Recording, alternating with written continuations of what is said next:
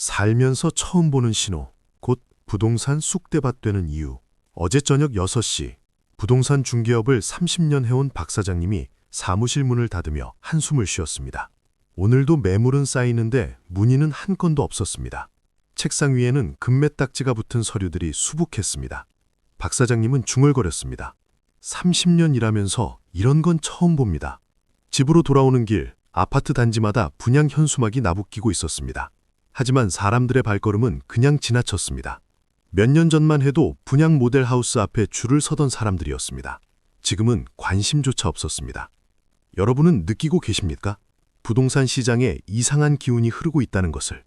이것은 단순한 침체가 아닙니다. 지금까지 경험해보지 못한 새로운 현상입니다. 전문가들조차 당황하고 있습니다. 오늘 이 시간에는 부동산 시장에 나타나고 있는 살면서 처음 보는 신호들을 낱낱이 파헤쳐 보겠습니다. 그리고 왜 부동산이 쑥대밭이 될 수밖에 없는지, 우리는 무엇을 준비해야 하는지 명확히 말씀드리겠습니다. 이것은 추측이 아닙니다. 지금 현장에서 일어나고 있는 생생한 현실입니다. 최 부장님은 아파트 5채를 가지고 있었습니다. 평생 모은 재산이었습니다. 노후를 위한 투자였습니다. 월세 수입으로 편안히 살 계획이었습니다. 하지만 지금 최 부장님은 불안에 떨고 있습니다. 3달 전부터 이상한 일들이 벌어지기 시작했습니다. 첫 번째 신호는 세입자가 나간다는 통보였습니다. 20년을 살던 세입자가 갑자기 나가겠다고 했습니다.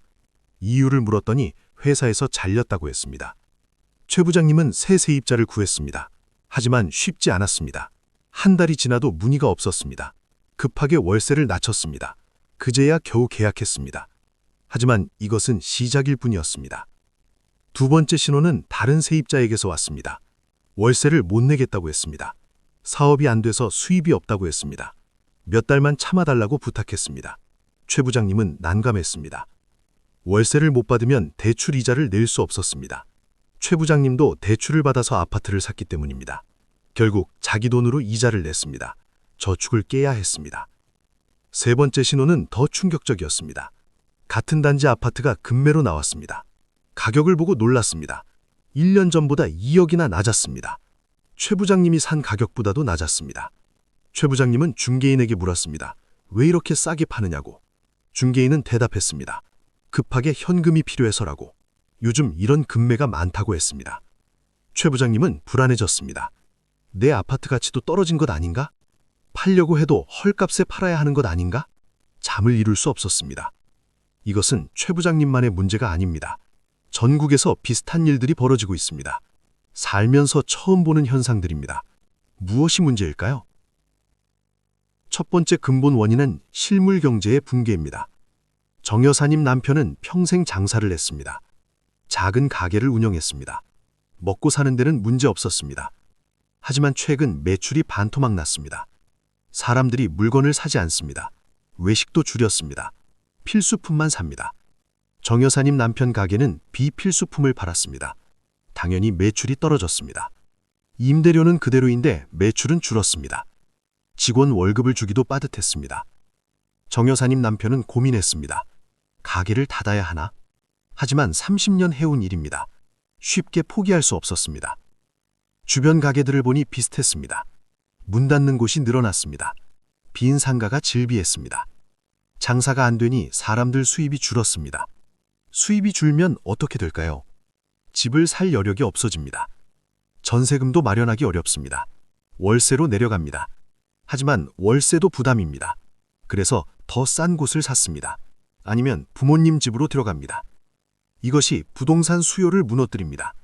사려는 사람도 없고 빌리려는 사람도 없습니다. 주입진들은 세입자를 구하지 못합니다. 공실이 늘어납니다. 두 번째 원인은 인구 구조의 급격한 변화입니다. 강 선생님은 최근 충격적인 뉴스를 봤습니다. 출산율이 역대 최저를 기록했다는 내용이었습니다. 강 선생님은 생각했습니다. 이게 부동산과 무슨 상관인가? 하지만 전문가의 설명을 듣고 깨달았습니다. 아이가 태어나지 않으면 20-30년 후 집을 살 사람이 없다는 것을. 지금도 젊은 인구가 줄고 있는데 앞으로는 더 심각해진다는 것을 말입니다. 강 선생님은 주변을 둘러봤습니다. 자녀 세대를 보니 결혼을 안 하거나 늦게 했습니다. 결혼해도 아이를 낳지 않았습니다. 경제적 여유가 없기 때문이었습니다. 젊은이들은 집을 살 생각도 하지 못합니다. 학자금 대출 갚기도 벅찹니다. 결혼 자금도 없습니다. 집은 꿈도 못 꿉니다. 평생 전세나 월세로 살 것 같다고 말합니다. 이것은 무엇을 의미할까요? 앞으로 부동산 수요가 계속 줄어든다는 것입니다. 지금은 베이비붐 세대가 은퇴하면서 집을 팔려고 합니다. 하지만 살 사람은 줄어듭니다. 공급은 많은데 수요는 적습니다. 가격은 어떻게 될까요? 당연히 떨어집니다. 그것도 가파르게 떨어질 가능성이 높습니다. 세 번째 원인은 금융 시스템의 변화입니다. 윤 부장님은 최근 은행에서 충격적인 이야기를 들었습니다. 대출이 어려워졌다는 것입니다. 예전처럼 쉽게 빌려주지 않는다고 했습니다. 윤 부장님 아들이 집을 사려고 했습니다. 은행에 대출을 신청했습니다. 하지만 거절당했습니다. 소득 대비 부채 비율이 높다는 이유였습니다. 실제로는 감당할 만한데 은행이 안 빌려줬습니다. 이것은 무엇을 의미할까요? 집을 사고 싶어도 살 수 없다는 것입니다. 현금으로 사기에는 너무 비쌉니다. 대출을 받아야 하는데 대출이 안 나옵니다. 결국 포기합니다. 윤 부장님 아들처럼 대출이 막힌 사람들이 많습니다. 이들이 시장에서 빠져나갑니다. 수요가 줄어듭니다. 집값은 떨어집니다. 더 큰 문제는 기존 대출자들입니다. 이자가 올랐습니다. 월 상환금이 2배 가까이 늘었습니다. 감당하기 어렵습니다. 어떻게 해야 할까요? 집을 팔아야 합니다. 조 사장님이 그런 경우입니다. 대출 이자를 감당할 수 없게 됐습니다. 월급의 절반 이상이 이자로 나갑니다. 생활비가 부족합니다. 결국 집을 팔기로 했습니다. 하지만 문제가 있습니다. 지금 팔면 손해입니다. 산값보다 낮은 가격에 팔아야 합니다. 하지만 어쩔 수 없습니다. 계속 가지고 있으면 더 손해입니다. 조 사장님처럼 급매로 내놓는 사람들이 늘어나고 있습니다. 시장에 물량이 쏟아집니다. 가격은 더 떨어집니다. 악순환입니다. 네 번째 원인은 전세 시장의 완전한 붕괴입니다. 이 여사님은 평생 전세로 살았습니다. 편했습니다. 목돈만 있으면 살 곳이 보장됐습니다. 하지만 이제 전세가 사라지고 있습니다.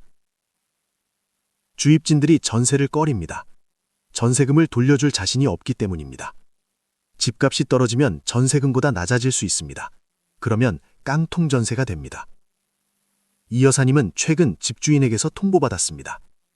전세 계약을 연장하지 않겠다고 했습니다. 월세로 전환하거나 나가라고 했습니다.